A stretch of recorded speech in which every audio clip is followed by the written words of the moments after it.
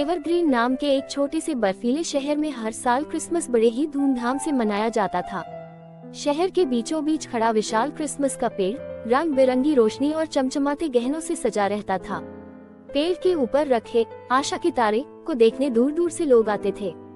ये तारा सिर्फ एक गहना नहीं था, बल्कि एकता और उम्मीद का प्रतीक था। लेकिन इस साल क्रिसमस के त्योहार को एक बड़ी मुसीबत का सामना करना पड़ा। चोरी की योजना। एवरग्रीन से दूर जंगल में चोरों का एक गिरोह अपनी अगली बड़ी चोरी की योजना बना रहा था।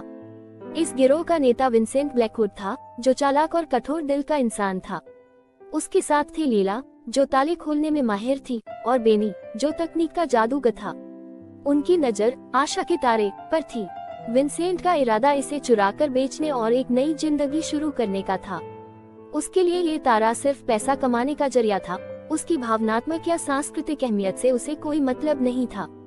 क्रिसमस की रात, जब पूरा शहर त्योहार की तैयारी में व्यस्त था, विंसेंट और उसके साथी एवरग्रीन पहुंच गए। उन्होंने खुद को यात्रियों के रूप में पेश किया और योजना के लिए सारी जानकारी इकट्ठा की। आधी रात को, जब पूरा शहर क्रिसमस की रोशनी देखने के लिए इकट्ठा हुआ, विंसेंट और उसका गिरोह काम पर लग गया। लीला पेड़ पर चढ़ गई, बेनी ने सुरक्षा कैमरों को हैक कर दिया और विंसेंट ने निगरानी रखी।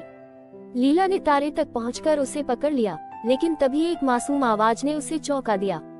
आप हमारा तारा क्यों ले रही हैं? वह मुड़ी तो देखा कि एक छोटा बच्चा, चार्ली, अपने हाथ में एक पुराना टेडी बियर पकड़े खड़ा था। उसकी मासूम आंखों में सवाल था। चार्ली की मासूमियत ने लीला को झकझोर दिया। वह तारे को नीचे ले आई, लेकिन विंसेंट ने गुस्से से उसे छीन लिया।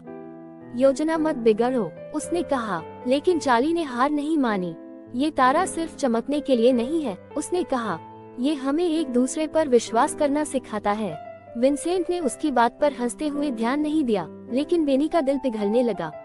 उसने अपने बचपन की यादों को ताज़ा किया, जब वह भी क्रिसमस के चमत्कारों पर यकीन करता था। जब मेयर ने देखा कि तारा गायब है, तो पूरे शहर में खलबली मच गई। विंसेंट ने भागने की कोशिश की, लेकिन लीला और बेनी ने उसका सामना किया। ये तारा चोरी करने के लिए नहीं है, लीला ने कहा। कभी तो कुछ अच्छा करने की कोशिश करो। शहर के लोगों की उम्मीदें और चार्ली की मासूमियत ने आखिरकार विंसेंट का दिल बदल दिया। उसने तारा वापस करने का फैसला किया। जब तारा अपनी जगह पर वापस लगाया गया और पेड़ की रोशनी जलाई गई, तो पूरा शहर खुशी से झूम उठा। तारे की चमक ने हर दिल को रोशन कर दिया।